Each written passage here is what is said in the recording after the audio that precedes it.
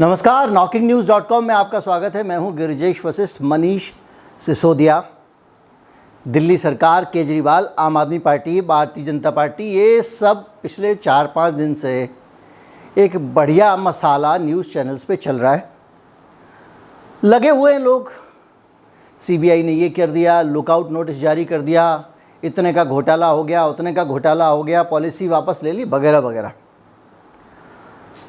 लेकिन क्या खबर यही है या इसके पीछे भी कोई खबर है? आज ये समझना पड़ेगा कि क्या घोटाला हुआ है या नहीं हुआ है, कितने का हुआ है, सिसोदिया ने किया है नहीं किया है, ये सब मसला ही नहीं है।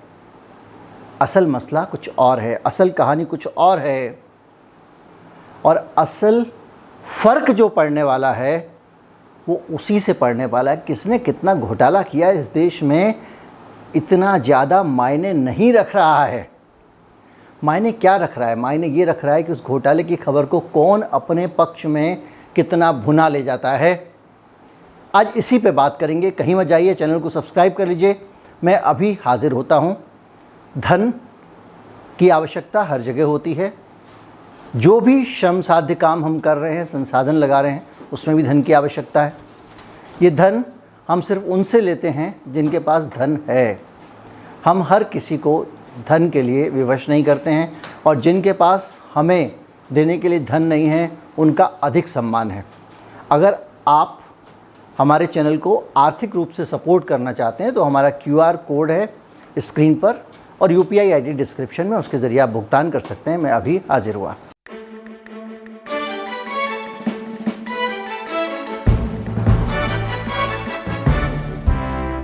ये सवाल बार बार मन में आता होगा कि केजरीवाल और आम आदमी पार्टी का भारतीय जनता पार्टी कुछ बिगाड़ पाएगी या नहीं बिगाड़ पाएगी इस प्रकरण में। बार बार यही आता होगा। रहा सवाल घोटाले का, तो ये घोटाला जो लिख रही है CBI, जो बात कही जा रही है, वो प्रोसीजरल लैप्सेस की बात कही जा रही है, यानी प्रक्रियागत कमियां, सही तरीका पूरा नहीं अपनाया गया, उसकी बात कही जा रही है। सरकार के कुछ फैसलों पे सवाल है कि इस सवाल में आपने इसको क्यों नहीं पूछा। मसलन कि घर में अगर आप शादी का कार्ड छपवा रहे हैं तो आपने फूफा का नाम ऊपर क्यों नहीं लिखा, जीजा जी का ऊपर क्यों लिख दिया। इस टाइप का मामला है वो। और उस पूरे मामले में, मैं किसी का बचाव नहीं कर रहा हूँ, उस पूरे मामले में जो केस बनता है वो फाइनेंशियल इरेगुलरिटीज़ का तो बन सकता है, लेकिन स्कैम का नहीं बन सकता कि किसी ने पैसे लिए हैं। मसला ये बनाया जा रहा है कि इन्होंने जो फैसला लिया उसके कारण नुकसान हो गया।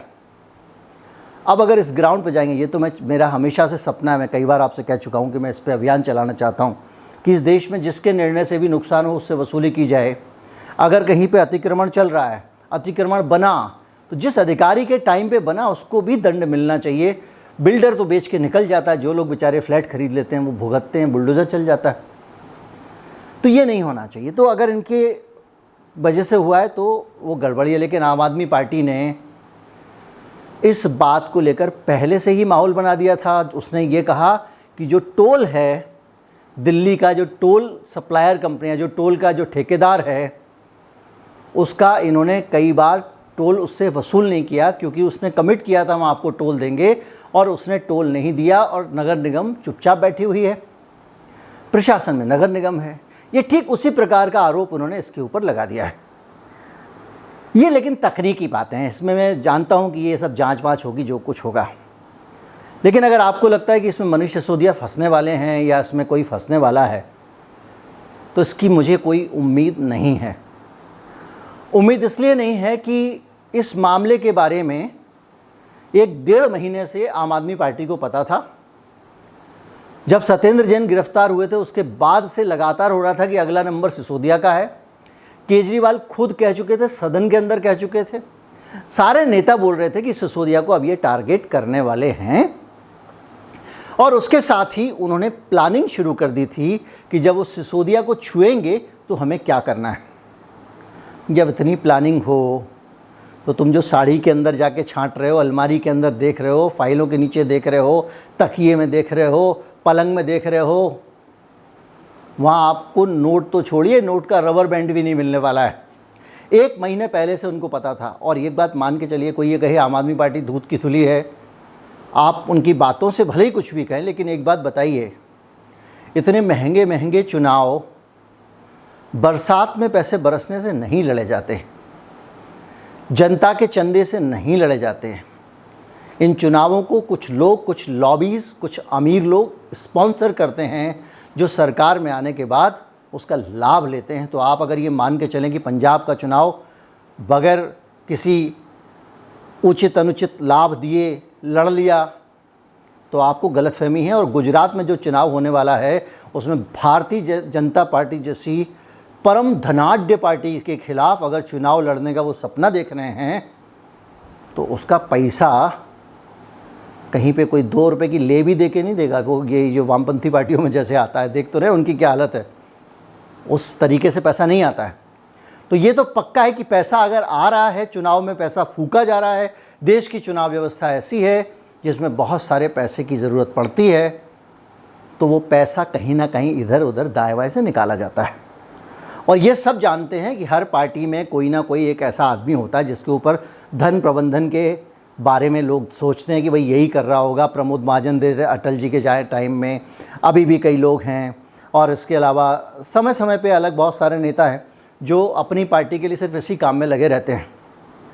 और आम आदमी पार्टी के लिए इस काम को करने वाले नेता कोई और हैं, दुनिया जानती है। अगर उनको राज्यसभा का टिकट दे दिया गया, वो चार्टर्ड अकाउंटेंट्स के चीफ थे, बहुत सारी चीज़ें थीं, तो जो फंडिंग की लाइन थी वो तो कोई और है। तो सिसोदिया को रेड करके क्या मिलेगा, एक सवाल ये। दूसरा सवाल ये कि जब सिसोदिया को रेड किया जाता है और उस प्रेस कॉन्फ्रेंस को संबोधित करने के लिए अरविंद केजरीवाल आते हैं, तो वो शुरुआत न्यूयॉर्क टाइम्स से करते हैं कि न्यूयॉर्क टाइम्स ने इतना अच्छा आर्टिकल लिखा है, पहले पेज पे लिखा है, उसमें फ़ोटो छापे हैं, दिल्ली सरकार की बहुत सारी तारीफ़ की है, ये की है, वो की है।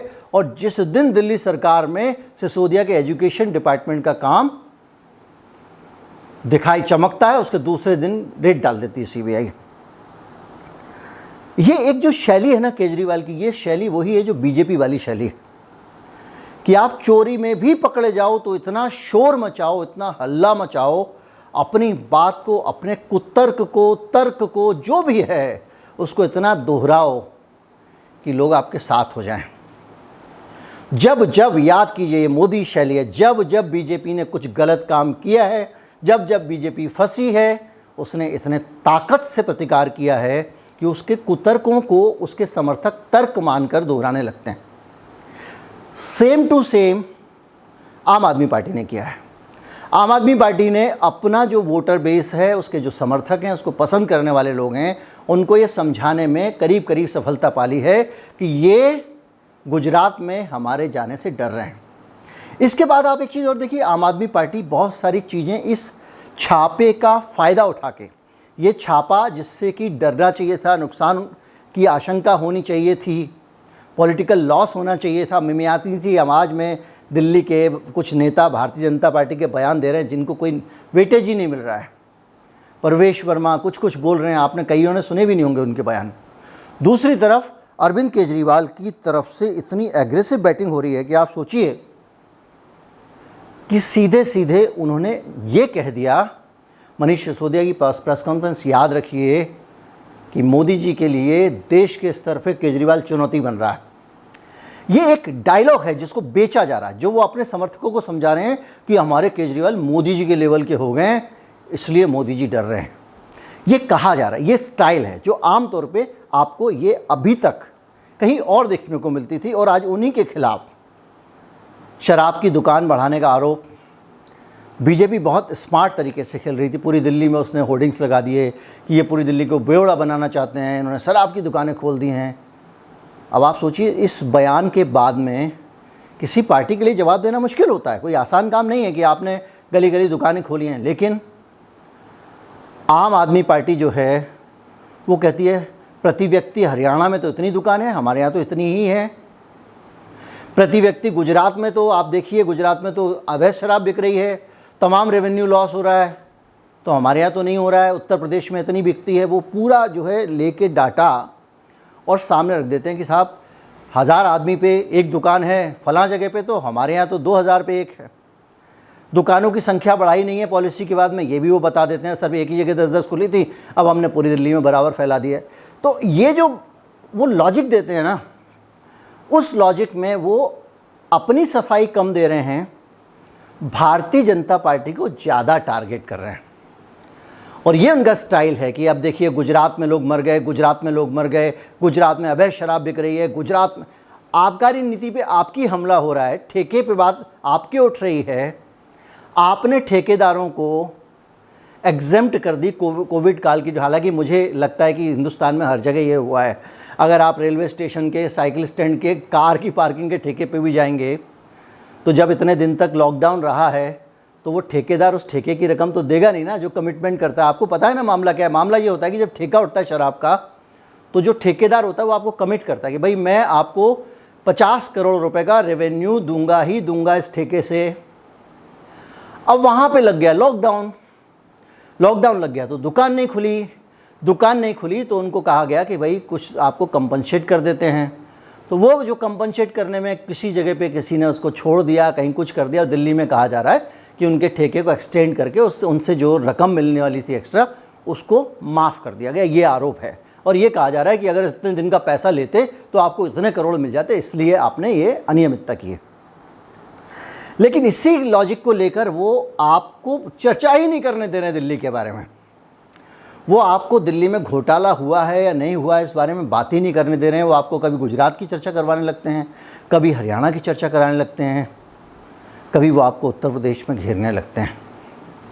और ये जो कौशल है ना, ये जो पॉलिटिकल कौशल है, ये आम आदमी पार्टी को इन छापों से कमज़ोर बनाने के बजाय स्ट्रॉन्ग बना रहा है।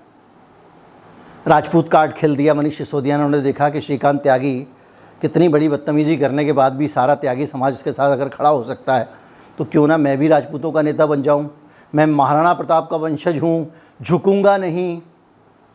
और ये जानते हुए कि पूरे देश में खरीद फरोख्त और विधायकों का ये सब चलता रहता है, मनीष सिसोदिया ने कार्ड ये भी फेंक दिया, मुझे खरीदने की कोशिश हो रही है। और ये ट्रस्टवर्दी है क्योंकि अगर कहीं पे पूरे देश में यही होता रहा है कि लोगों को पार्टी बदलते ही उनके खिलाफ मुकदमे वापस हो गए, दूसरी चीज़ें हो गई, तो सिसोदिया जब ये बोलते हैं ना तो लोगों को भरोसा सा होता है, बात सही हो या गलत हो। लेकिन वो जो कार्ड खेल रहे हैं, कुल मिला के ये समझ में जो आ रहा है कि सारा का सारा ये है कि सारे के सारे किरदार बदल गए लेकिन शैली वही है।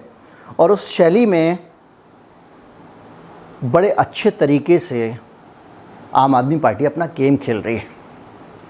जब उसके नेता किसी चैट में बैठ के पूछते हैं कि ये बताइए कि पिछले 8-9 सालों में कितने बीजेपी के नेताओं पे आपने सीबीआई भेजी, कितने बीजेपी के नेताओं पे आपने ईडी भेजी, तो ऐसा लगता है कि हाँ बात तो सही कह रहे हैं। और ये जो सब तर्क और कुतर्क हैं, बल्कि मैं कहूँगा कि दो गलतियाँ मिला के एक अच्छी नहीं हो जाती है। हरियाणा में शराब की दुकान ज़्यादा हैं, इसका मतलब ये नहीं है कि दिल्ली में भी आपको शराब की दुकान होनी चाहिए।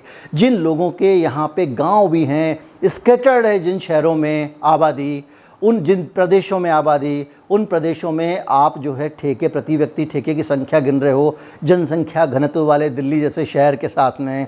तो ये सब तर्क नहीं है, लेकिन इन तर्कों को समझाने में आम आदमी पार्टी कामयाब हुई है। और ये उनका जो कौशल है वो उनको आगे बढ़ाता है। और इसीलिए जिस आसानी से दूसरे राज्यों में बीजेपी ने नेताओं को कंट्रोल कर लिया बड़ी आसानी से, किसी के खिलाफ मुकदमा निकाल लिया, किसी का कुछ निकाल लिया, मायावती जी तो जो है वो गायब ही होंगी सारी पॉलिटिक्स छोड़ के, ऐसा देश भर में हो रहा है सारी पार्टियों। गुजरात में उन्होंने इतने साल सरकार चलाई, जितने विपक्षी नेता थे वो सक पकाए हुए से घर में बैठे रहे, सबके मुकदमे सबकी फाइलें तैयार रहीं। उस पूरे माहौल के बीच में अगर आम आदमी पार्टी इस तरह से खेल पा रही है, मुकाबला कर पा रही है, तो ये सोचने का विषय है। ऐसा नहीं है कि बीजेपी को पता ना हो कि आम आदमी पार्टी के सिसोदिया के रेड होगा, कुछ नहीं मिलेगा। ऐसा भी नहीं है कि उसके पास में इन्फॉर्मेशन ना हो। दिल्ली में स्पेशल सेल अलग काम करती है, दिल्ली में इंटेलिजेंस है, दिल्ली में आईबी है, दिल्ली में इतना सर्विलेंस है। आप और हम दिल्ली की सड़क पर निकलते हुए जासूसी से बचे नहीं हैं सरकार की। तो सिसोदिया क्या कर रहा है, ये क्या सरकार को पता नहीं होगा? लेकिन बीजेपी जानती थी कि अगर आने वाले समय में गुजरात में आम आदमी पार्टी को मजबूत करना है तो उसको चर्चाओं के केंद्र में लाना पड़ेगा। आम आदमी पार्टी के नेताओं पे एक्शन होगा, फिर आम आदमी पार्टी वहाँ चुनाव लड़ेगी एग्रेसिवली, और फिर वही होगा जो बंगाल में हुआ कि एक तरफ बीजेपी और दूसरी तरफ ममता बनर्जी, कांग्रेस साफ। गुजरात में भी आम आदमी पार्टी खड़ी हो जाएगी एक ताकत लेके बड़ी सी, उसके सामने बीजेपी होगी और दोनों मिलकर इतना शोर मचाएंगे एक दूसरे के खिलाफ कि कांग्रेस साफ हो जाएगी। तो इस गेम में बीजेपी भी विन विन सिचुएशन में है, क्योंकि उसको कांग्रेस रहित देश बनाने का उसका जो एजेंडा है उस पर काम मिल रहा है उसको करने को। आम आदमी पार्टी भी खुश है क्योंकि वो इनके पूरे के पूरे दमन को अपने फ़ायदे में इस्तेमाल कर पा रही है। तो ये है पॉलिटिकल खेल, बाकी बातों का कोई मतलब नहीं है, क्या दिया, किसको फ़ायदा पहुंचाया, किसको क्या किया। ये देश के नेता, इस देश का एलीट, इस देश के बड़े लोग यही काम करते हैं, यही दलालियाँ करते हैं और इसीलिए वो सत्ता में बैठे हुए हैं। ईमानदारी से कोई नहीं पहुंच सकता वहाँ पे। तो ये तो बात ही बेमानी है कि किसने क्या खाया, किसने क्या किया। सीधी सी बात ये है कि अगर आपको पकड़ नहीं था तो आप गलत जगह हाथ डाल रहे हो और आप जानते थे हाथ कहाँ डालना है, पहली चीज़। दूसरी चीज़ ये कि पकड़ के भी आप वो पॉलिटिकल गेन नहीं ले पा रहे हो, क्योंकि जो मीडिया को मैनेज करने का जो खेल है वो जितना मोदी जी को पता है उतना केजरीवाल को भी पता है। अगर मोदी जी भी देश के कोने कोने में विज्ञापन लगवाते हैं तो केजरीवाल का भी विज्ञापन देश भर के अखबारों में छपता है। ये है एक कहानी, ये लड़ाई है दो ऐसी ताकतों के बीच में जो आपस में लड़के कमज़ोर हो जाए तो बहुत अच्छा है, लेकिन ये होंगी नहीं। और इसको केवल हम नज़ारे को साक्षी भाव से देख सकते हैं, इसके अलावा हमारे पास करने के लिए कुछ नहीं है। एक तरफ कुआं है, एक तरफ खाई है। उम्मीद करता हूँ आप इस पूरी पॉलिटिक्स को समझ पाएंगे। समझ पाए हों तो ज़्यादा से ज़्यादा लोगों तक वीडियो पहुँचाएँ, चैनल को सब्सक्राइब करें। नमस्कार, जय हिंद।